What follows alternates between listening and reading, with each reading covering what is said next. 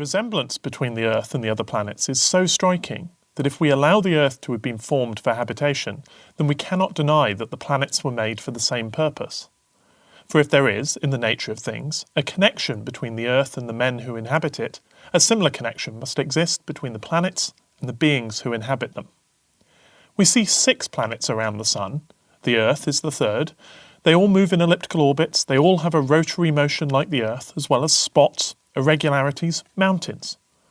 Some of them have satellites. The Earth has 1 satellite. Jupiter is flattened like our world.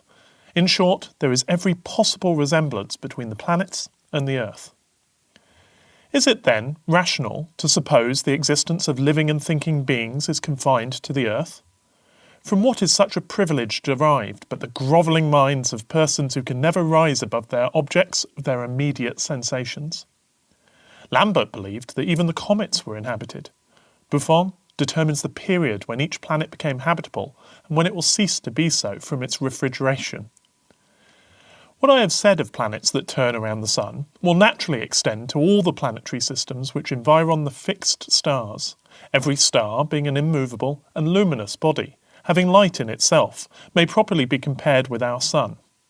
We must conclude that if our Sun serves to attract and enlighten the planets which surround it, the fixed stars have the same use.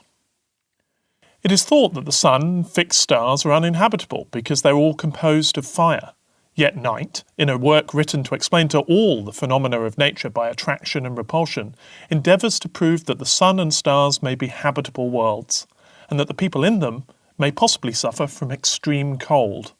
Herschel likewise thinks that the Sun is inhabited. Some timid, superstitious writers have reprobated this system as contrary to religion. They little know how to promote the glory of their Creator. If the immensity of his works announce his power, can any idea be more calculated than this to exhibit their magnificence and sublimity? We see with the naked eye several thousand of stars. In every part of the firmament we discover with telescopes innumerable others. With more perfect telescopes, we still find a multitude more. We compute from the numbers seen through Herschel's telescopes in one region of the sky that there are 100 million. Imagination pierces beyond the extent of vision, beholding multitudes of unknown worlds, infinitely more in number than those which are visible to our sight, and ranges unrestrained in the boundless space of creation. That was the French astronomer Jérôme Lalande writing in 1802 of the existence of planets and life beyond our own Earth. What's striking about it to me is how contemporary it sounds, maybe not in tone, and we certainly don't think these days that there might be beings walking upon the Sun.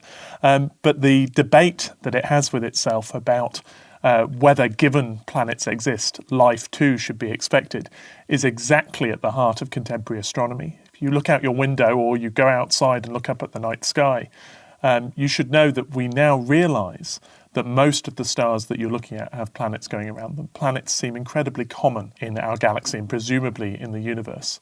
More than 5,000 have now been discovered, and we're having exactly this debate. Given the existence of an infinity of unimagined worlds, should we still expect there to be life out there?